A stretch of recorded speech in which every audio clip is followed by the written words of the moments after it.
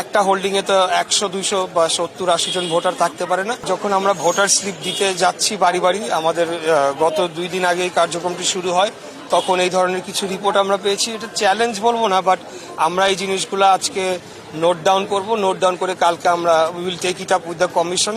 কারণ এটা যদি একটা হোল্ডিং এ তো 100-200 বা 70-80 জন ভোটার থাকতে পারে না, এরকম কিছু মাইনর বিষয় রয়েছে। এর বাইরে তেমন কোনো, আমাদের ঢাকা 6 আসনে তেমন কোনো সমস্যা আমরা দেখছি না।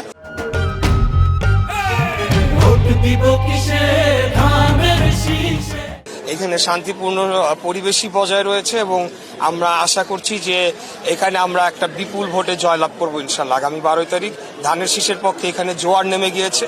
সারা দেশের যেরকম একটা ফ্লো উঠেছে, আমাদের নেতা দেশনায়ক জনাব তারেক রহমান উনি যেখানেই যাচ্ছেন আপনারা দেখবেন যে বিভিন্ন জেলা শহরে ডিস্ট্রিক্টে মাইলের পর মাইল মানুষ দাঁড়িয়ে রয়েছে।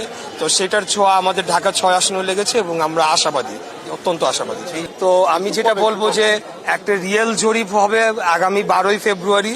সেই দিন 12ই ফেব্রুয়ারি সারা দেশের জনগণ তারা দেখিয়ে দিবে যে তারা কাকে চায় এবং আমি বিশ্বাস করি বাংলাদেশ জাতীয়তাবাদী দল বিপুল ভোটে জয়লাভ করবে এবং এইসব ভুইফোর জরিপ দিয়ে জনগণকে বিভ্রান্ত করার যে চেষ্টা, সেগুলো আসলে ব্যর্থ হয়ে যাবে। তাই তারা যারা এইসব মানে বানোয়াট জরিপ করছে, আমি বলবো যে এগুলাকে আসলে জনগণের তেমন কোনো চিন্তার কোনো কারণ নেই এবং এগুলাকে খুব বেশি গুরুত্ব দেওয়ার কোনো কারণ আমি দেখছি না।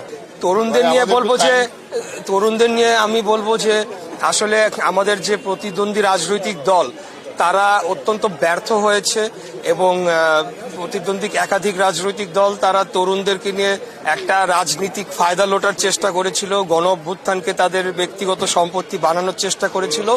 বাংলাদেশের জনগণ সেটা ঘৃণা ভরে প্রত্যাখ্যান করেছে। সেটার প্রতিফলন আগামী 12ই ফেব্রুয়ারি জনগণ দেখতে পাবে। ধন্যবাদ।